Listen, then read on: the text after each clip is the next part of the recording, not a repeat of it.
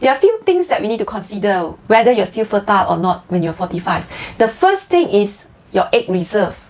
Your egg reserve. So to know your egg reserve, there is a special test called the anti-Mullerian hormone. In short, we call AMH.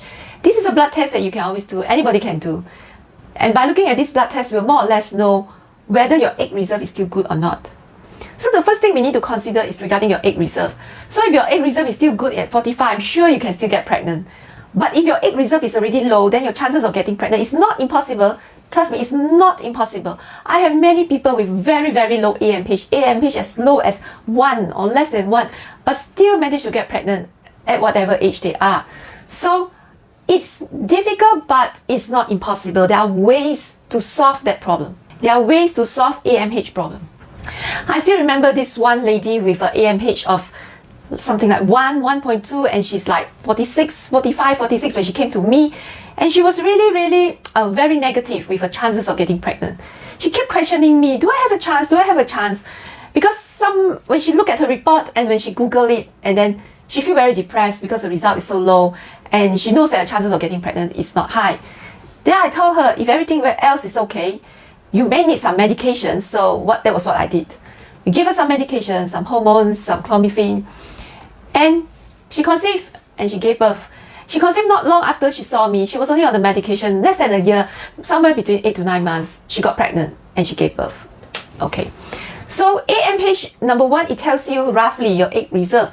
It tells you roughly your chances of getting pregnant. But sometimes when it's very low, it's not impossible, but maybe you need help. That's why you have us gynaes to help you.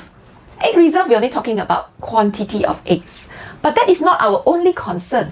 Other than quantity, we need to think about quality. So when we look at quality of eggs, why do we want to look at quality? Because we know that most of the good eggs would have been released at a much younger age. So when you have lived until 45, you actually don't have many good quality eggs anymore. So when you don't have good quality eggs, what are you worried about? Number one, you worry about miscarriage.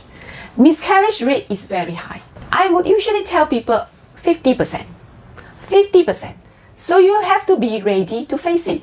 That's why there are many women who are very fertile, I would say. They've got many children. But suddenly in their 40s again, they're thinking, maybe I want to get pregnant again. Maybe they still don't have one boy or one girl, So some people, even in their 40s, they want to get pregnant, even though they already have so many kids at home. So whenever they ask me, doctor, is it okay to get pregnant? My answer will always be so simple. Yes, can. But if miscarriage, don't cry.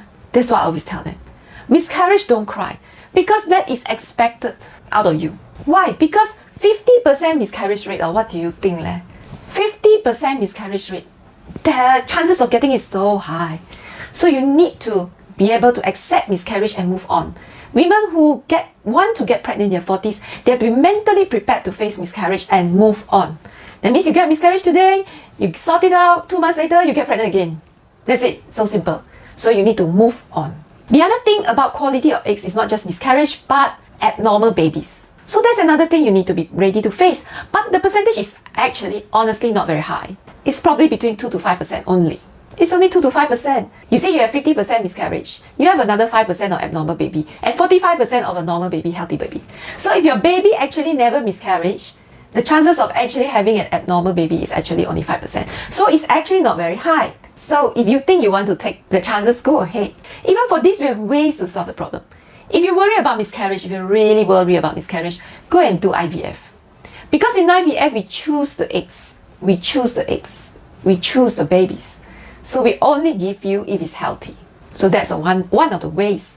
Another way is, if you're already pregnant on your own, then you can always do some tests to know whether your baby is healthy or not. So that is if you want to know. Because in Malaysia, you must understand, in certain communities, certain religious community, Muslim, Christian, Buddhist, any religion, as a matter of fact, there will be some group that will never abort a baby. If you're not the type that will abort a baby, then this is the 5% chance of abnormal baby is something you just really need to accept and face it.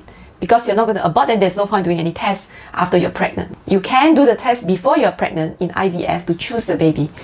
But you don't need to do any tests after that. But if you think you are already not young, you do not want to have a baby that becomes a burden to you in your older age, and you're willing to abort a baby that is abnormal, then you just go for the test. We talk about egg reserve quality, quantity, there are also things that you could have done to avoid that problem. Like for example, if you had frozen your eggs, freeze your egg. That was what I taught in my last video. Freeze your eggs.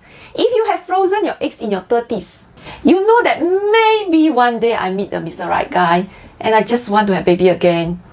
And maybe I'm 45 at that time, but I still want a baby. Or maybe I'm 55, still want a baby. Freeze your egg when you're in your 30s.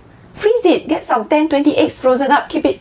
You know, we have like 300-400 eggs. We just keep like 10, okay? Freeze it. Because when you freeze it, even if you're 50 years old, your egg is only 30 years old. That was what happened with this lady that I told you, my 55-year-old lady that got pregnant at 55. The egg was actually in the 30s.